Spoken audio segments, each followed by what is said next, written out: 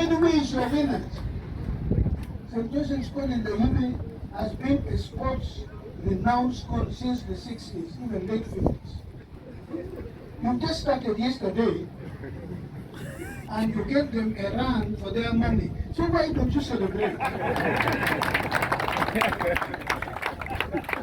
You were born yesterday and already in the Olympics race. I think we should be happy.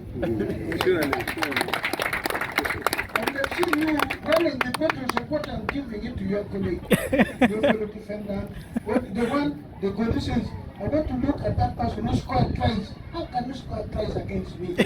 What was I doing? I'm looking at what it's all about.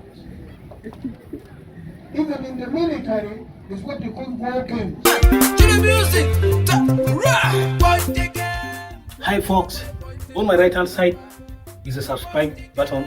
Please hit it and subscribe. Then on the left hand side down is the latest videos, and then up is a video recommended for you. Please thank you for watching this channel. Down on the link there is the website www.ufocus.site.